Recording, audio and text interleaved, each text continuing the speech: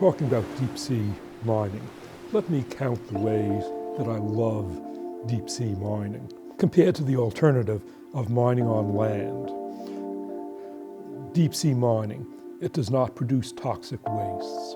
For mining on land, some mining on land requires adding mercury, which is really bad for you, or adding cyanide, which is extremely bad for you, or when you take the stuff out, copper, when you take it out on land, some of the copper ends up in the streams, and that's bad for you. But deep sea nodule mining, you pick up the nodules, you don't add any toxins, you don't release stuff from the nodules. So I love thee because no toxic waste, number one. Welcome everyone to this week's episode of The Sea Has Many Voices, and I am really pleased to have a return guest and dear friend, Jared Diamond, Dr. Jared Diamond. And today I want to talk about metal. Metals, I think, are the last resource the Earth has to offer for which we have no other alternatives. So today I want to talk about the polymetallic nodules, because I think the cobalt crusts and the sulfides are a very destructive form of mining, kind of on par with what happens on land, and I'm not myself a supporter of that. There's nearly zero waste if you collect these nodules.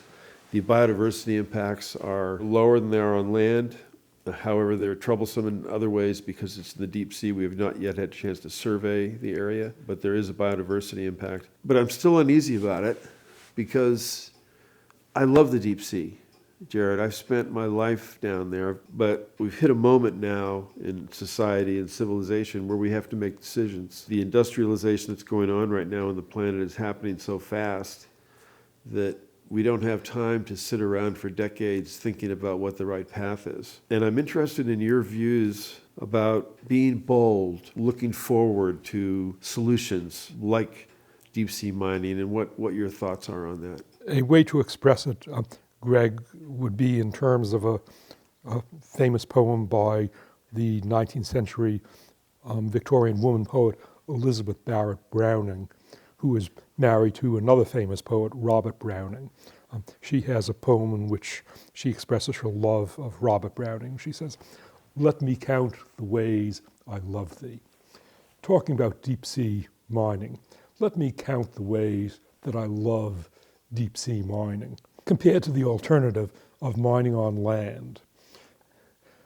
Deep sea mining, it does not produce toxic wastes. For mining on land, some mining on land requires adding mercury, which is really bad for you, or adding cyanide, which is extremely bad for you, or when you take the stuff out, copper, when you take it out on land, some of the copper ends up in the streams, and that's bad for you.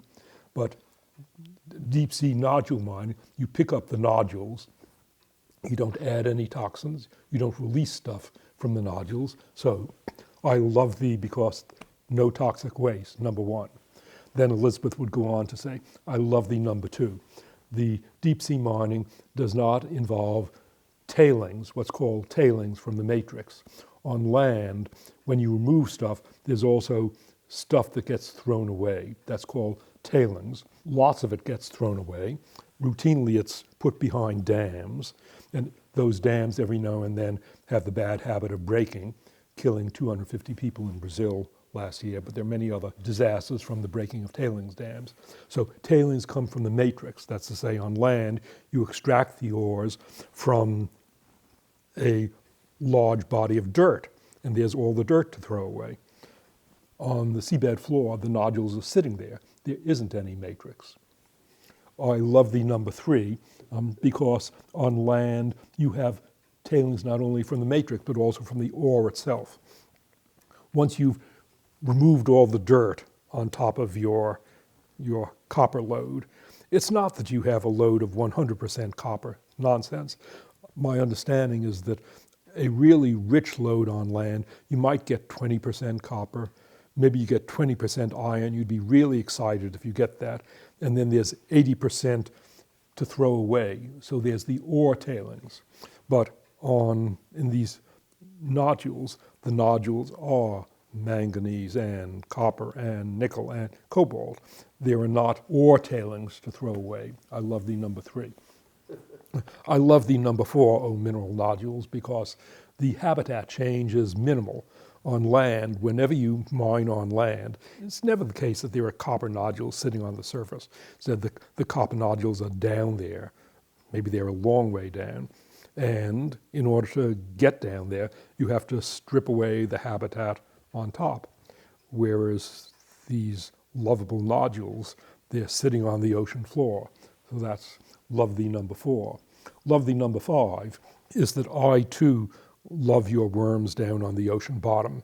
But on land, I love my birds, and I love my rats, and I love my snakes, and I love my frogs, and I love my trees, and I love my bushes. On land, there's far more biodiversity that gets damaged by the mining, whereas the seabed floor is a relatively depauperate environment. Although it's depauperate, let's not bash those worms. Yes, I love the worms, but there aren't that many of them, and they're widely distributed. Whereas on land, you get birds that are confined to areas of a few square miles. So I love the number 1, 2, 3, 4, and 5.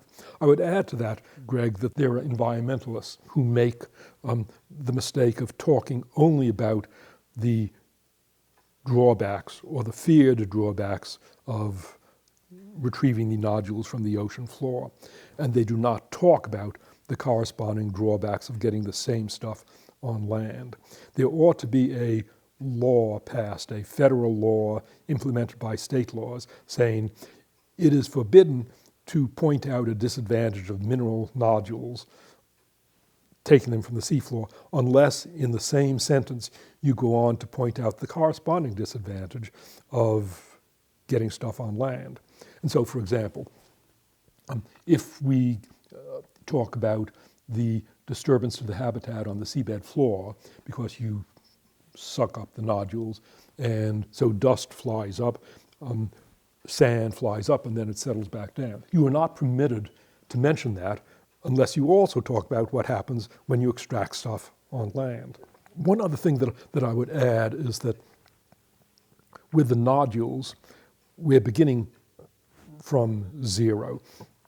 We don't have a history of extracting the nodules. The best nodules and the best places are still there. They have never been exploited. Whereas on land, we began exploiting copper 7,000 years ago. The first copper mining was about 5,000 BC. And we've been doing it now for 7,000 years.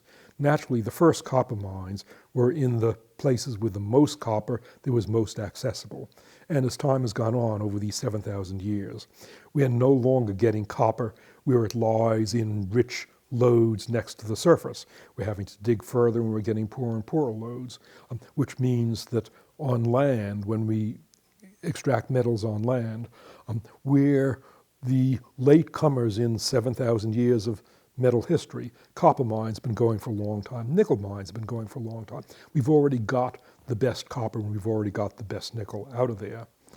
And we are going to places where they're less rich and there's more mess that we make.